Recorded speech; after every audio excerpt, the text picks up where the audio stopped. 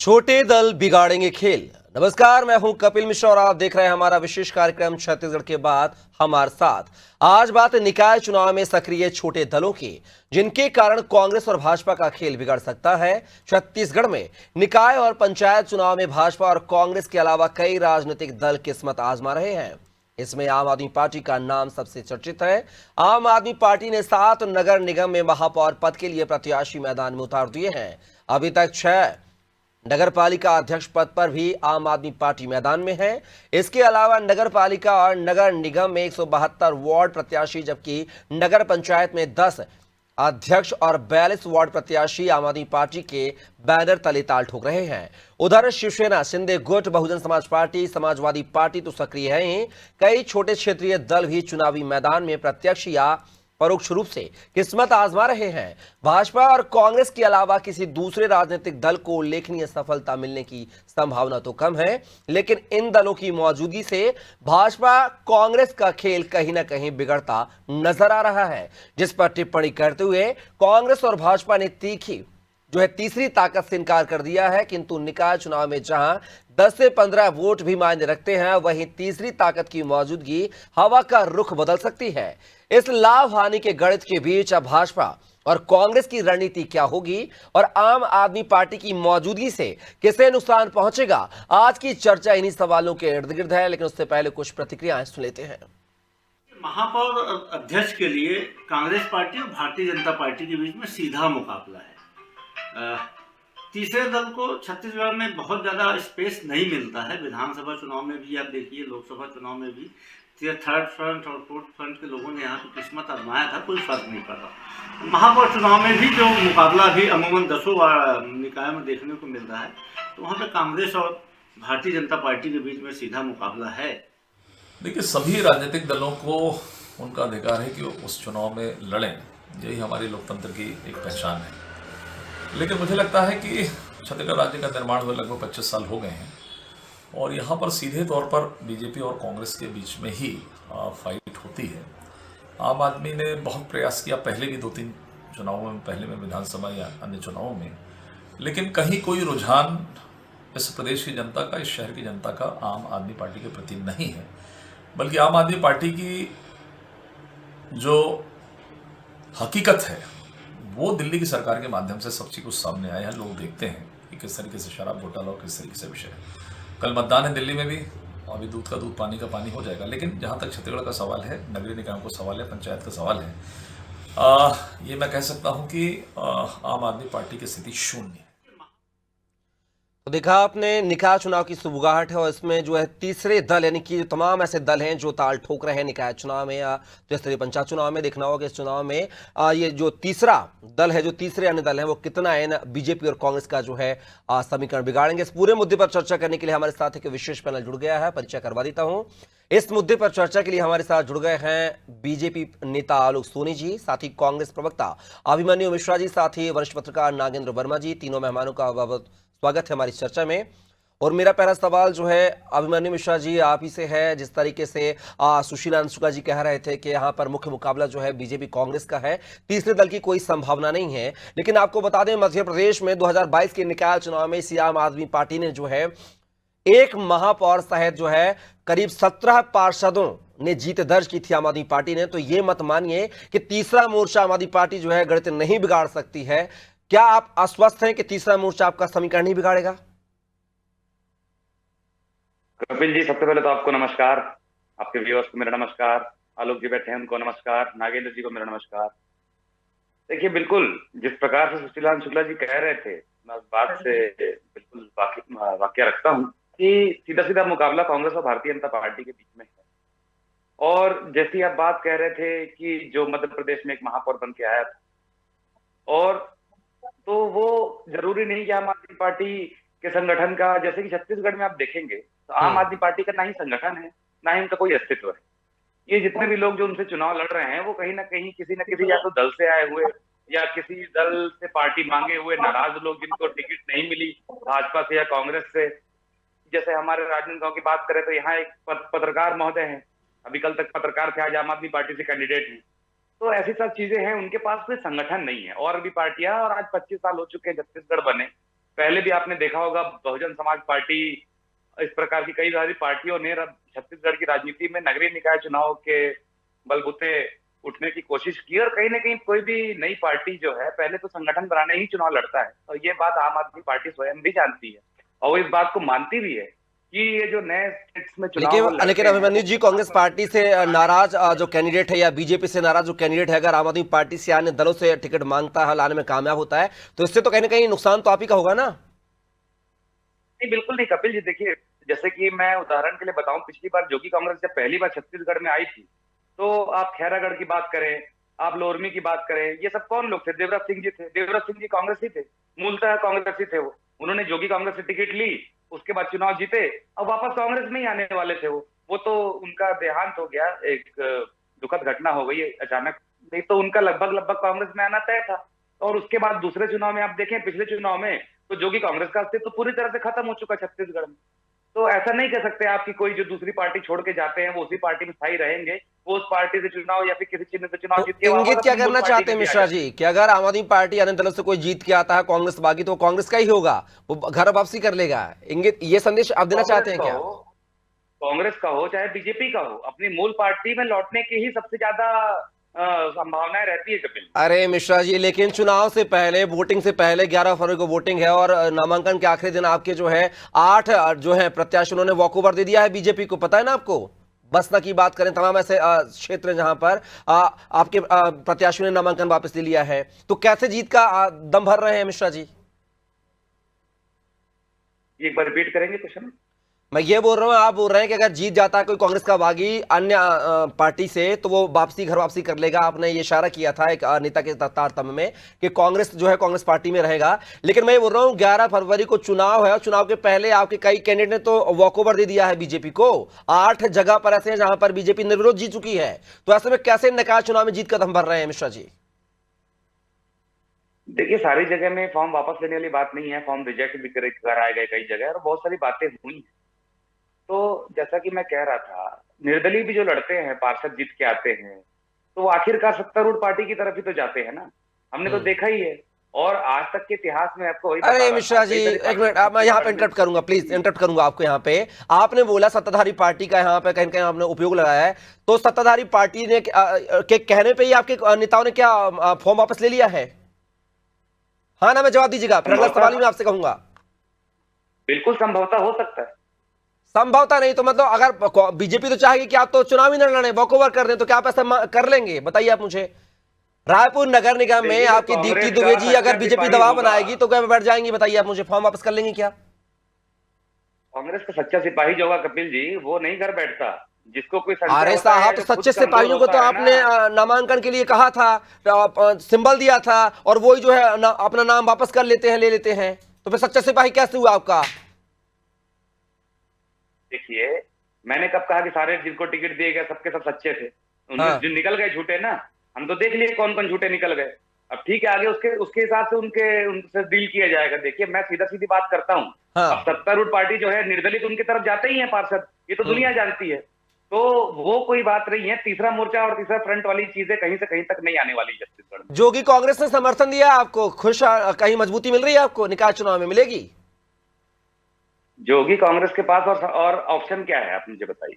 उनके पास और कोई ऑप्शन नहीं है। उन्होंने तो पहले भी आवेदन दे दिया था कांग्रेस पार्टी में ज्वाइन होने का, पत्र लिखा था जी। तो आप साथ देंगे उनका? उनको साथ में लेंगे, नहीं लेंगे आप? अब वो हमारी पार्टी का आला कमान का विषय है, वो विचार करेगा। अगर उनको उचित लगता होगा तो लेंगे, नहीं उचित करता होगा तो नहीं लेंगे।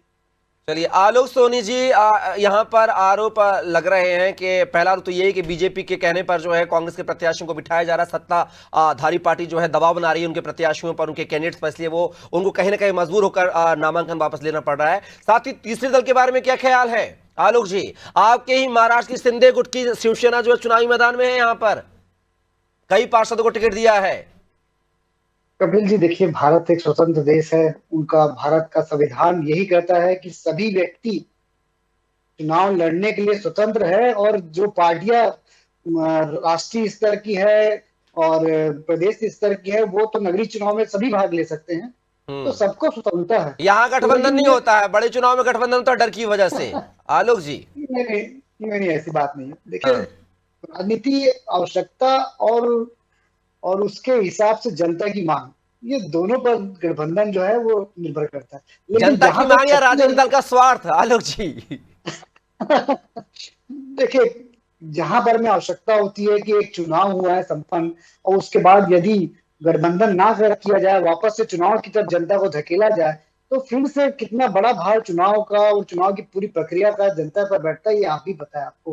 तो ये आवश्यकता होती है गठबंधन की, उसके लिए राजनीतिक दल आपस में मिलते हैं। जहां तक छत्तीसगढ़ की बात है, तो शुरुआत से ही छत्तीसगढ़ को तो खैर भारतीय जनता पार्टी ने स्वर्गीय श्रद्धेय श्री अटल बिहारी वाजपेयी जी ने मूर्त रूप दिया था, उनके ही द्वारा छत्तीसगढ़ का निर्माण हुआ था। हमारे साथ दो राज्य और बने थे, उत्तराखंड और झारखंड। लेकिन देखिए कि कितनी अच्छी सोच है छत्तीसगढ़ की जनता का, आज तक हमारे यहाँ पर में राजनीतिक अस्थिरता जैसी बात कभी नहीं आई।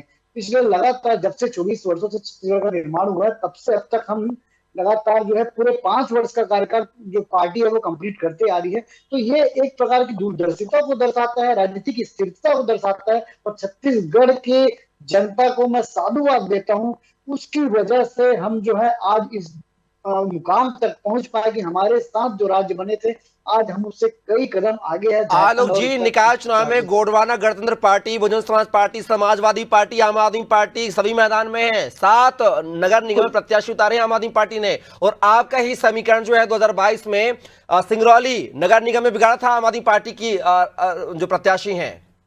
जी, तो क्या आप भी रायपुर में समीकरण बिगाड़ेगी आम आदमी पार्टी, बीजेपी का नहीं बिगाड़ेगी? मेरा ऐसा मानना नहीं है।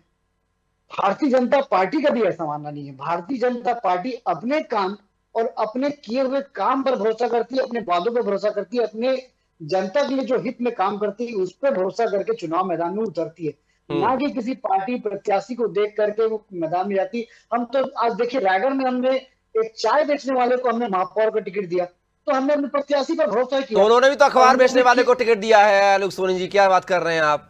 आप तो अपने वही हिसाब कह रहा हूं से कि गुड़ा भाग लगा के देते हैं ना, कौन सा जीता हुआ प्रत्याशी है, तो वो भी दे रहे हैं गुड़ा भाग लगा के।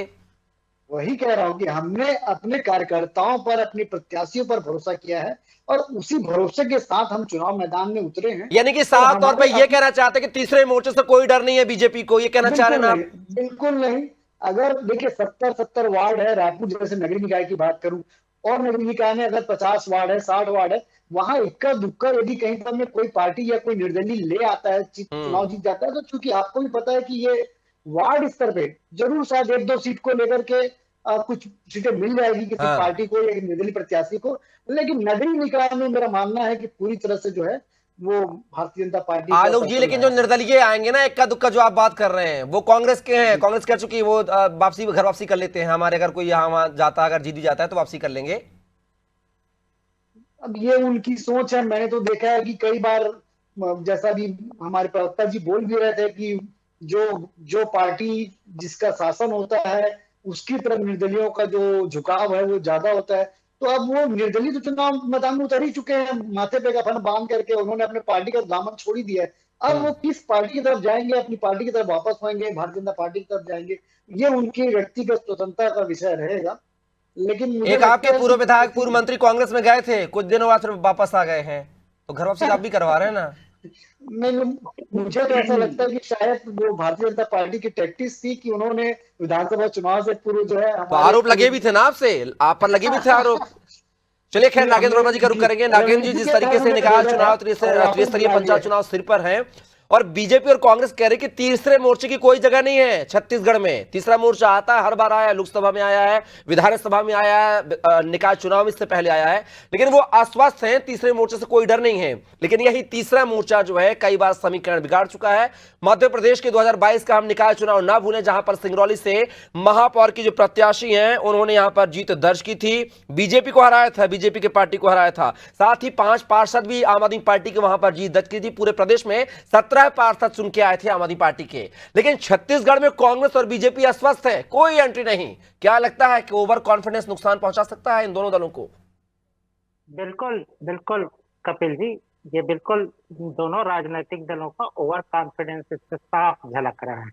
ये बुरी तरीके से इन सारे तथ्यों को अंडर एस्टिमेट कर रहे हैं, क्योंकि मुझे लगता है कि व्यवस्था में ये सबसे छोटा चुनाव होता है जो कार्यकर्ताओं से जुड़ा हुआ चुनाव है, आम मतदाताओं के बिल्कुल निकट के प्रत्याशी का चुनाव है, तो ये उनके व्यक्तित्व, उनके चरित्र और उनके कार्यशैली को झलकाता है।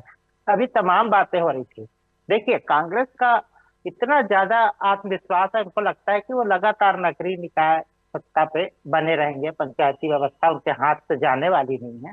वहीं बीजेपी को लगता है वो तीसरा इंजन बहुत आराम से लगा लेंगे। लेकिन आम जनता जो है वो पहले के मुकाबले बहुत प्रबुद्ध है, और पहले भी हम इस चैनल में डिबेट में कहते रहे हैं कि इस चुनाव में राष्ट्रीय अंतरराष्ट्रीय मुद्दे कहीं नहीं होते, इसमें बिल्कुल स्थानीय मुद्दे होते हैं। और जैसे प्रत्याशी चयन की बातें होती है, तो जो सबसे लोकप्रिय होता है आम जनता में, जिसके संपर्क लोगों से ज्यादा होते हैं, चाहे वो आप पार्टी ने तो हमारे रायपुर में एक मोची को भी दिया हुआ है गुढ़ियारी क्षेत्र में, तो ये एक स्वाभाविक सी चीज है कि जी। कहीं ना कहीं वो ऐसे लोगों को देते हैं टिकट जो बिल्कुल लोगों से जुड़ा हुआ हो। दूसरी चीज, आप पार्टी लगातार प्रयासरत है, और इस बार उन्होंने नगरीय निकाय और पंचायती चुनाव के माध्यम से इस बार मुझे लगता है कि ज्यादा मेहनत करी है। और दूसरी चीज, वो किस तरीके के प्रत्याशी का चयन करते हैं, इसको लेके भी राजनीतिक दल बड़े कंफ्यूज हैं। उनको लगता है कि वो कहीं से भी आते, ऐसा नहीं है। वो या तो बहुत बुद्धिजीवी लोगों को जोड़ते हैं, या फिर रिटायर्ड कर्मचारियों को जोड़ते हैं अपने साथ। कहीं ना कहीं उनके पास या फिर बीजेपी कांग्रेस के जो दिग्गज नेता बागी होते हैं उनको भी अपने साथ खींचने की कोशिश करते हैं। कई बार कोशिश करते हैं, क्योंकि वो उनकी रणनीति को समझने का प्रयास उन्हीं के माध्यम से करते हैं कि कैसे जीत हासिल करें। तो मुझे लगता है अगर ये इस दृष्टिकोण से सोच रहे हैं। दूसरी बात, ये लगातार कोशिश कर रहे हैं कि जीतें, लेकिन नीचे जो लोग हैं, चाहे वो निर्दलीय हो, चाहे ये तमाम राजनीतिक दल जो अपने पैतरे आजमा रहे हैं, उनको अगर ये सोचते हैं कि ये उनका कुछ नहीं बिगाड़ेंगे, तो मुझे लगता है ये बहुत बड़ी गलतफहमी है। और इन दोनों राजनीतिक दलों को इस गलतफहमी से बाज आना चाहिए और जमीनी स्तर पे इन चीजों को समझना चाहिए। और खास तौर पे चैनल में इस तरीके के बयान की, इनसे कुछ नहीं बिगड़ना है। जो बड़े नेता जो कह रहे हैं, जी। मुझे लगता है वो बहुत बड़ी गलती। आम जनता के मूड को आप नहीं समझ बिल्कुल। सकते, उनकी चीजों को आप नहीं जान पाते। वोटिंग पावर है उनके पास, वो कुछ भी कर सकते हैं। बिल्कुल। दोनों प्रवक्ताओं से मैं चाहूंगा, हमारे पास 1 मिनट का समय है, 30 सेकंड की प्रतिक्रिया देंगे। डिबेट अंतिम चरण पर है। अभिमन्यु मिश्रा जी, जैसा कि नागेंद्र जी कह रहे हैं कि इतना ओवर कॉन्फिडेंट नहीं होना चाहिए दोनों दलों के नेताओं को। ये ऐसा चुनाव होता है जहां पर स्थानीय बाढ़ के हमारे आसपास के मुद्दे होते हैं, तो तीसरा दल जीत न पाए या उसका कोई अस्तित्व नहीं, ऐसा कहना उचित नहीं है फिलहाल अभी तो। लेकिन निकाय चुनाव में जहां पे 10 से 5 वोट जो है मायने रखते हैं पार्षद की जीत के लिए, ऐसे में इतना ओवर कॉन्फिडेंट मिश्रा जी कहीं ना कहीं मतलब आप आश्वस्त हैं कि तीसरा मोर्चा नहीं आएगा इस निकाय चुनाव में? नहीं, ओवर कॉन्फिडेंस की बात नहीं है कपिल जी। देखिए क्या है, जैसा कि एग्जांपल दे रहे थे नागेंद्र जी, मैं अपने राजनेताओं का एक और एग्जांपल देता हूँ। एक व्यक्ति है, बड़ा पैसे वाला व्यक्ति है अपने मोहल्ले का, उसको पहले कांग्रेस से पूछा, टिकट नहीं दिया, वो उसने बीजेपी ज्वाइन कर लिया, वहां भी टिकट नहीं मिली, तो अब वो आम आदमी पार्टी से मैदान में। बात यहाँ ये नहीं है, यहाँ 3 प्रत्याशी लड़े, 5 लड़े, 10 लड़े, हमें तो अपने काम पर भरोसा है और हम लड़ना चाहते हैं। लेकिन बात ये है, अगर ये 5-7 अगर आ भी गए निर्दलीय मिला करके, तो बहुत ज्यादा क्या करेंगे, जिसके नगर निगम में सरकार बन रही होगी उससे समर्थन लेके अपना निगम का अध्यक्ष बनाने की बात करेंगे, उससे ज्यादा ये कुछ नहीं करेंगे। तो इस वजह से हम तीसरी पार्टी के जो कोई अस्तित्व नहीं बनने की बात इस वजह से करते हैं, क्योंकि वो समर्थन देने के अलावा किसी और स्थिति में है ही नहीं। तो नुकसान तो आप ही का होगा ना, समर्थन तो सत्ताधारी पार्टी को देगा, ये तो आप भी कबूल कर चुके हैं। नुकसान तो कांग्रेस का होगा ना। नगर निगम में हमारा महापौर अगर बन रहा होगा, हमारा महापौर बन चुका होगा नगर निगम में, तो बिल्कुल हमें भी समर्थन मिल सकता है। इसमें कौन सी बड़ी बात है, नगर निगम की सरकार को देख के। चलिए अभिमन्यु जी, यहाँ पर समर्थन की बात कही जा रही है कि निर्दलीय जो होते हैं सत्ताधारी पार्टी के होते हैं, लेकिन अगर महापौर कांग्रेस का होता है तो वो जितने भी निर्दलीय और जो तीसरे मोर्चे की जिसकी आप बात कर रहे हैं कि आश्वस्त हैं कि शायद नहीं आएगा, वो आपका काम बिगाड़ सकता है, गेम बिगाड़ सकता है आपके नगर सरकार का। आलोक जी मेरा आपसे सवाल था ये, कांग्रेस कह रही है कि अगर जीत के निर्दलीय आते हैं तो वो जो है कांग्रेस के महापौर अगर चुनते हैं तो वहां पर जाते हुए नजर आएंगे, ना कि बीजेपी की तरफ जाते हुए आएंगे। नहीं, देखिए पिछले 15 वर्षों में ज्यादातर नगरीय निकाय में और पिछले 5 वर्षों में तो लगभग सभी नगरीय निकाय में कांग्रेस का कब्जा था, इस बात को स्वीकार करता हूं। और जो दुर्दशा कांग्रेस के शासन काल में जनता ने देख लिया है, और पिछले 15 वर्षों के भारतीय जनता पार्टी का जो शासन और 1.25 साल का जो आज हमारा भारतीय जनता पार्टी का शासन, उसको ध्यान में रखते हुए मुझे पूरा यकीन है, पूरा विश्वास है कि छत्तीसगढ़ की जनता भारतीय जनता पार्टी को चुनेगी और नगरीय निकाय में भी कांग्रेस का और अन्य दलों का। आलू जी समय कब है? नागिन जी से प्रतिक्रिया चाहूंगा। नागिन जी, दोनों कह रहे हैं कि मतलब तीसरा मोर्चा जो है आएगा तो वो जिसका वहां पर बनेगा वहां समर्थन देगा, ऐसी बात सामने आ रही है। लेकिन बीजेपी के पास खोने के लिए कुछ भी नहीं है, कांग्रेस के पास खोने के लिए बहुत कुछ है। कितना फर्क पड़ेगा तीसरे मोर्चे से?